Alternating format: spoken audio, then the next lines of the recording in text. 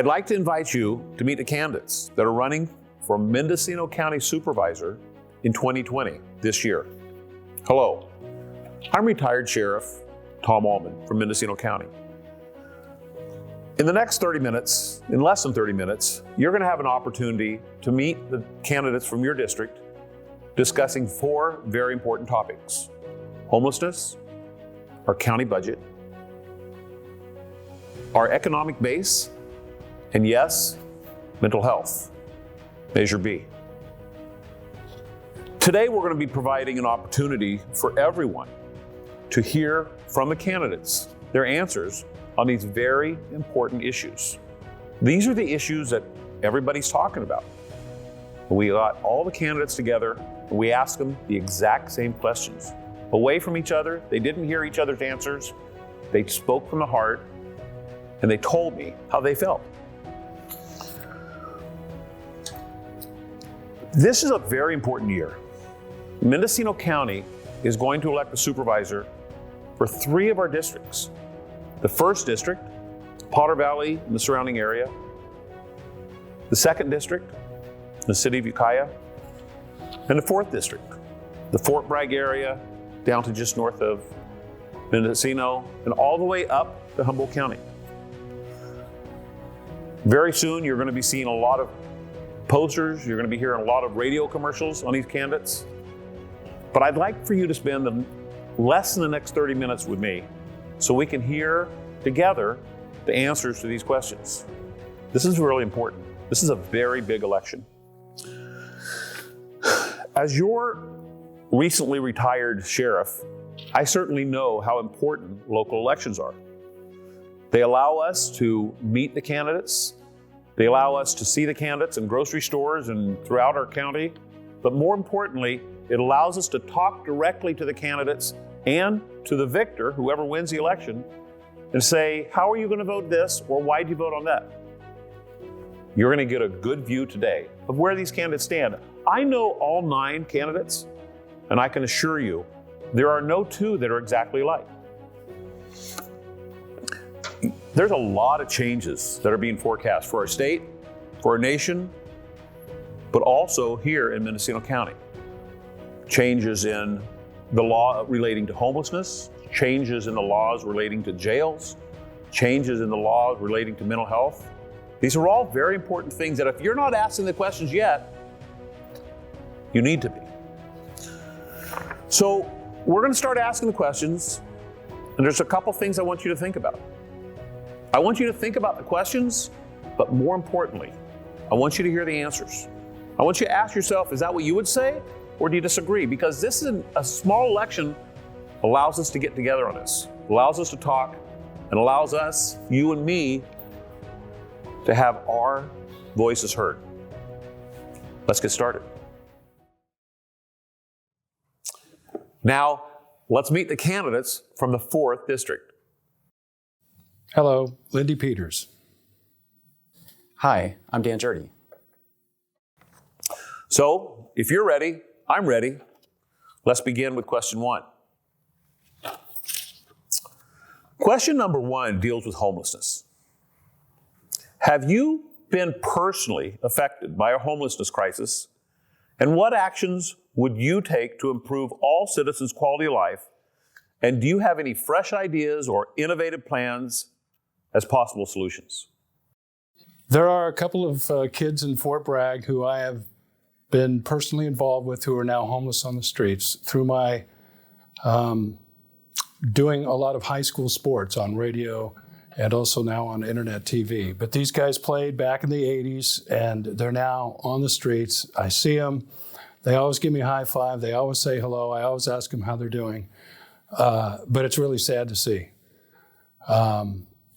And some of them have gotten heavily involved with alcohol.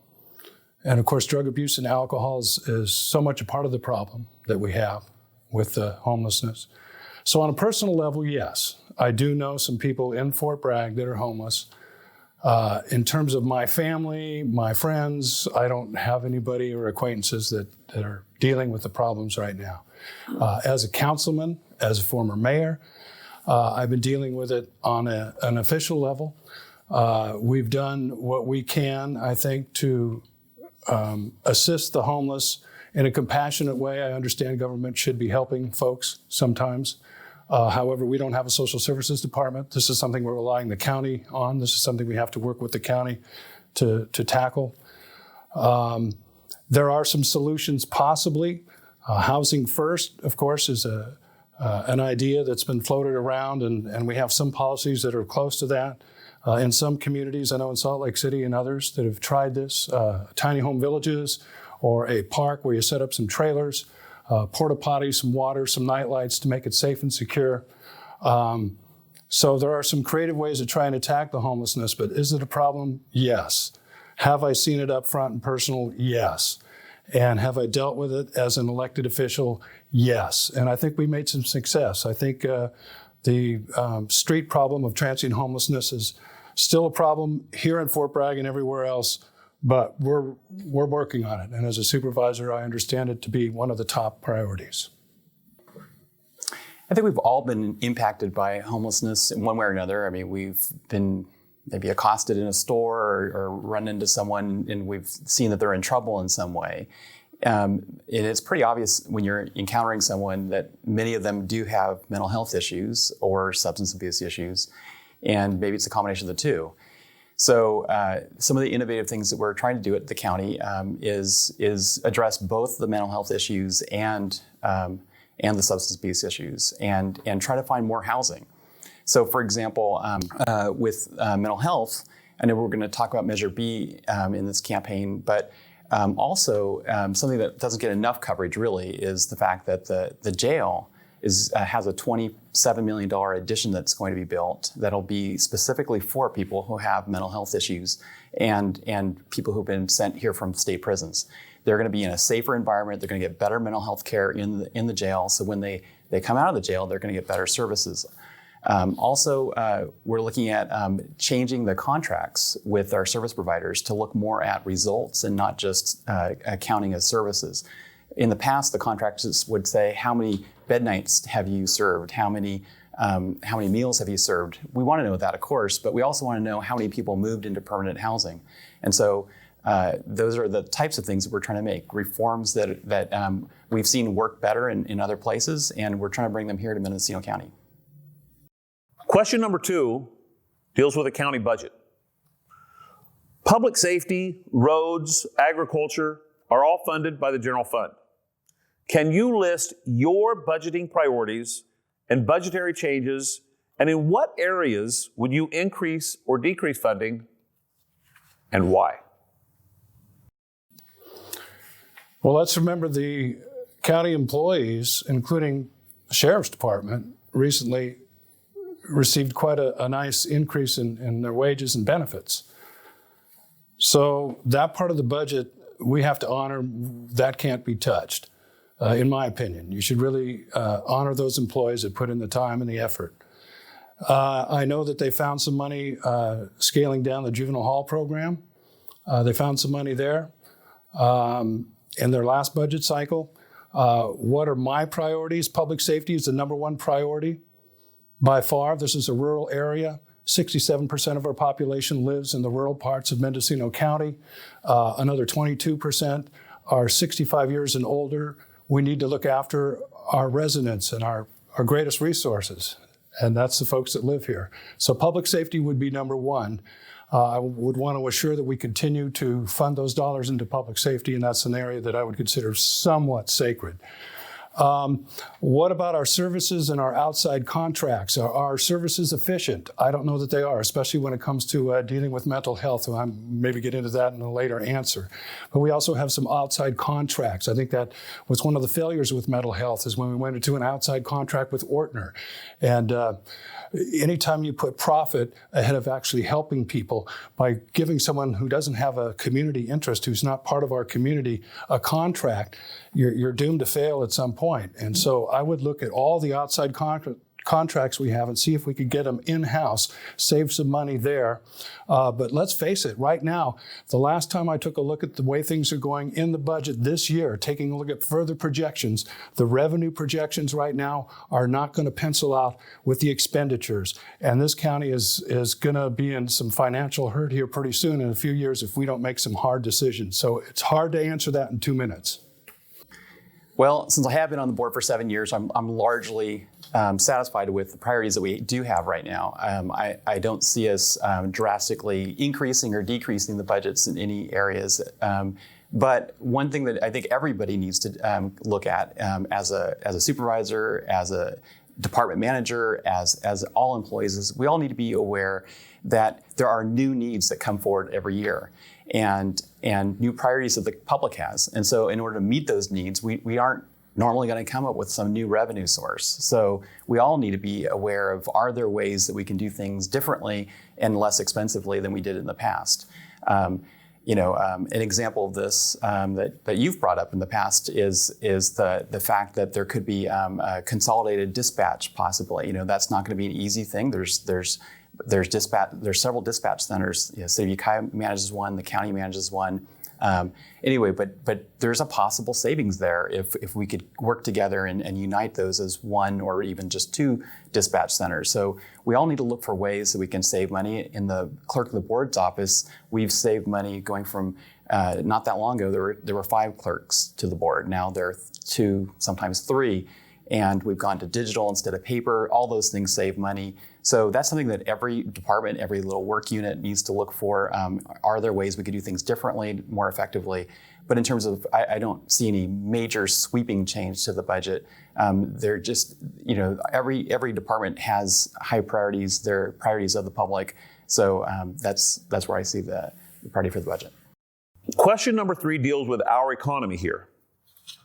What steps would you take to improve and stimulate our overall economic condition? How would you attract businesses to move here and invest in our communities?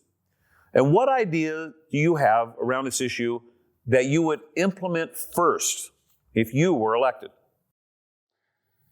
I think there's some missed opportunities perhaps in some of the promoting we're doing for tourism right now. Let's face it, our stopgap economy, we're going to have to make some money off of tourism. I don't think we're promoting the arts enough. I think we ought to promote the arts more than we do. The musicians we have here locally already, the sculptors, the painters, you name it, the singers, the dancers, they're here. I think part of our promotional effort and the money we're spending on promotion dollars to try and bring and attract more money into our economy could start with promoting the arts more.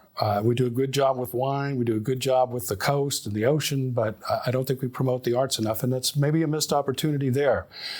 You can go to these job fairs, you can leave the state and try and go and recruit, but remember, we're here in California, the tax base is really high for people coming in, the housing is difficult.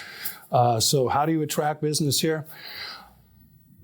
I think what's going to happen, and it's probably not too far in the future, is that there's going to be the opposite effect of people leaving the rural area and going to the big city because that's where the job and the money is.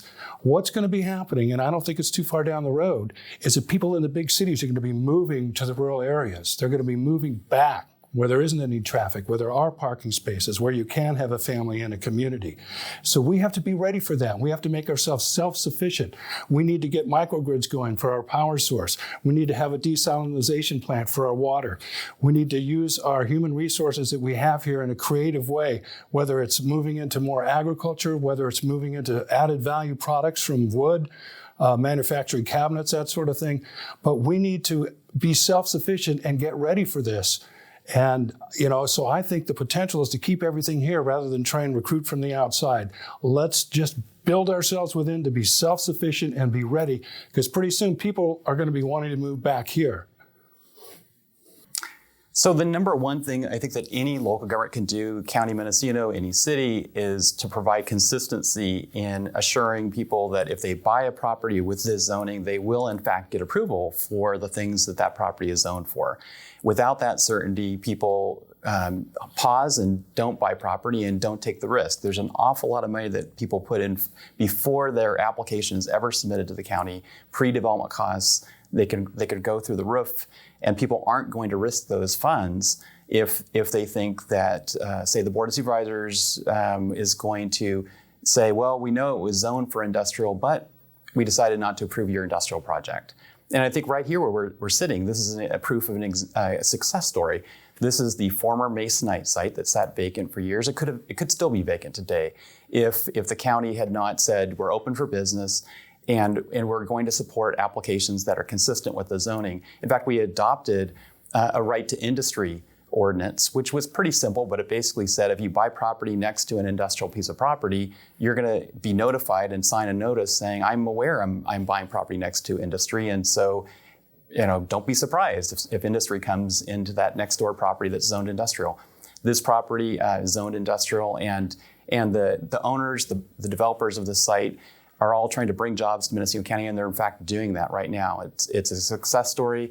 And I think that message does get out over time that the county is open for business and that we are consistent. We've been consistent for several years now in approving projects that are consistent with our zoning, with our general plan. Question number 4 is really important to me. It deals with mental health and Measure B. Measure B and mental health are some of the top concerns of our citizens. Several possible solutions have been publicly discussed.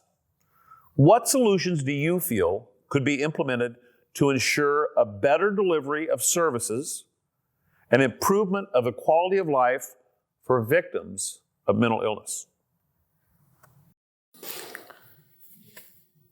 We've had 3 years of funding coming in on Measure B, and we've built up some funding. Now we're deciding how to spend it.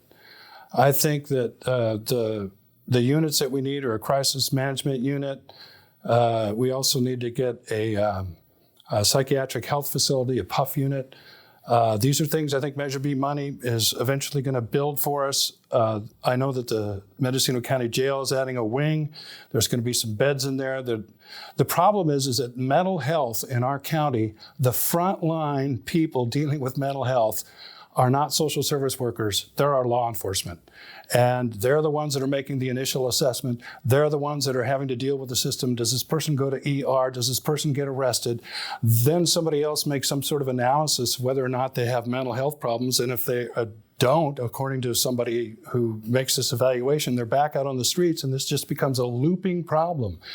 And I think that's one of the reasons, Sheriff Allman, that you wanted Measure B passed and worked so hard, because you, as a law enforcement officer, saw it firsthand and the problems it creates, and the problems it creates for our hospitals. Our hospitals are in trouble as it is, and the ER rooms are getting filled with patients for mental health. So yes, we need a facility.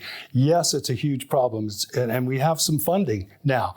The committee's working very slowly. It'd be nice to put a little spear in their rear and get them working a little quicker.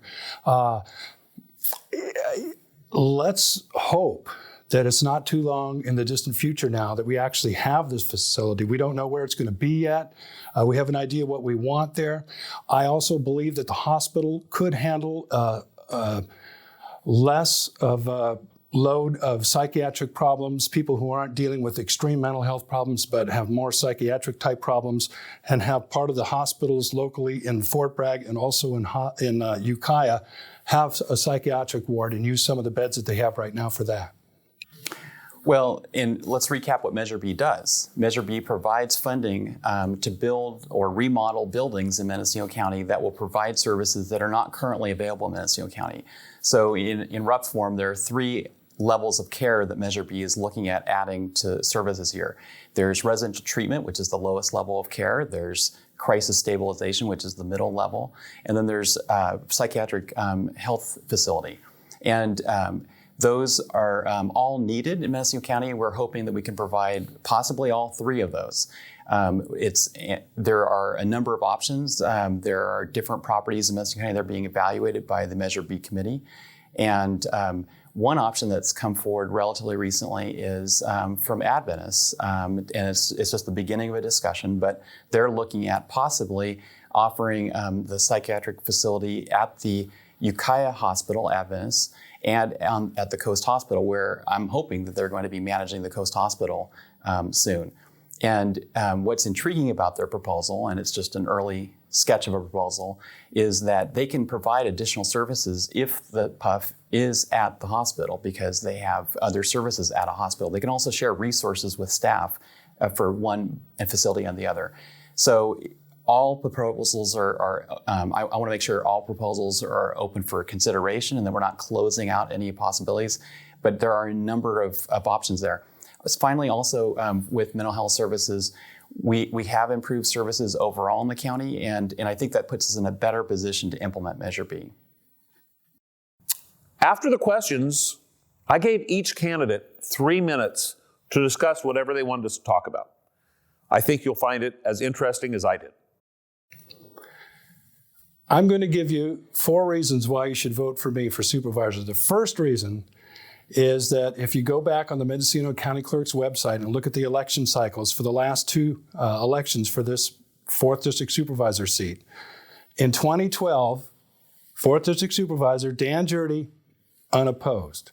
And then you cycle ahead to 2016, you take a look, 4th District Supervisor Dan Jurdy, unopposed. So the first reason I'm running is to give you folks an election. You're actually going to get a choice this time around. The second reason I'm running is because I have the experience to do the job. I have the skill set, I have the contacts, I have the institutional knowledge. I've been mayor twice. I've sat there and dealt with difficult land use decisions, difficult policy decisions, and I speak up. I don't sit there at a meeting and rubber stamp things that come down the road. I read staff reports. I ask a lot of questions. And if there's a chance that there's something amiss in that staff report, I'll ask about it. And I think what's happened at the Board of Supervisors level is too many Board of Supervisors have been serving together for too long, and a little bit of complacency and bureaucracy has set in. And I'm not a bureaucrat. I'll be a strong voice. So it's important to have somebody that's going to fill in an incumbent that's been there for 7 years with somebody that knows the score, knows what's going on, knows how to get there and do the job right away. The third reason I'm running is to give you folks a lot more access. I introduced Monday morning meetings with the mayor in Fort Bragg. I was the first mayor to ever do that, the only one so far. For an hour every week, people could come in, give me their ideas, their concerns, share some suggestions, and often criticize what's been happening at city government. And it also gave me a chance to tell them what's been going on. I'm going to do that again if I'm elected. I'll move it around the district. But every week, folks will have a chance to come to me with their concerns, and then I'll take those over to the Board of Supervisors in Ukiah and save you folks an hour and a half drive, sometimes in the rain, and be a representative for you. Truly be your voice at that board level and be a strong one, someone that'll speak out. If I'm in a minority, I'll still speak out. I won't just be silent just because I'm wrong or because I can count 3 votes instead of 2. I'll still be your voice because your ideas should be shared and your concerns should be shared with the other board members before they vote, whether I know they're going to vote that way or not. And the fourth reason I want to run is because, look, here's a brand new Board of Supervisors coming your way. 1st District, Kerry Brown not running, new supervisor. 2nd District, once again, McGowan's not running, new supervisor. 3rd District, Hayshek has recently been elected. 5th District, Ted Williams is new. Lindy wins in the 4th District, brand new board, dealing with the CEO on a whole new level. That's what we need. Vote for Lindy. Hi, I'm Dan Jurdy, and I've lived here on the Mendocino Coast most of my life. My family's been here on the Mendocino Coast for 6 generations here in Mendocino County, and I bring a lot of knowledge to the job. I served 14 years in the Fort Bragg City Council, and during that time, I helped actually write grants that brought money to repair sidewalks, repave streets, actually create Palm Bluffs Park, which was the first Ocean View Park in Fort Bragg. And I like to think it actually brought inspiration for the parks and the trails later developed on the mill site. I've taken that knowledge that I gained from working with others on the Fort Bragg City Council and community members and brought that to the County of Mendocino. I have a reputation for being someone who's trustworthy, who listens to other people and follows through on issues. As your supervisor, I'm your only supervisor for the 18,000 people that live in the 4th District. I do take that very seriously. I know that you don't necessarily have someone else to go to, that you need me to get back to you and to follow up on things. I've taken that, my knowledge, my contacts at the state level, throughout the county, and I think I've proven I've accomplished quite a bit for our district. For example, water supply in Fort Bragg has been a perennial problem. They didn't have it. And when I was elected, I sought an appointment to a 7-county panel. Fort Bragg submitted a grant application for drought funding. They were highly ranked, but they weren't on the funding list. I got that project added to the funding list. That was $700,000, and the Summers Lane Reservoir is in operation, and it will get Fort Bragg through the next many droughts. That kind of leadership, that kind of connection, and those types of success stories are, numerous. During my time on the board, which is just 7 years now, I've convinced the board to add an additional $6 million in one-time funding to the road resurfacing. More roads have been resurfaced in the 4th district than any other district in the county, 31 roads. Another thing is, I heard you when you said you didn't want to have to drive to Ukiah to reclaim your lost dog. Worked with staff, worked with others, worked with the board, and we got the Coast Animal Shelter reopened. If there's a need, and if the county can make a difference, or if it's something that an agency that I'm connected with can make a difference, I'll help and get a resolution to it. I'll help get a solution for you. So my vision is that we make Mendocino County a fun, livable place, and I think I've done a good job at that. Thanks. So, there you have it. 4 very important questions being asked to all the candidates. Now it's your turn. Please make sure that you're registered to vote, and make sure you vote. It's really important.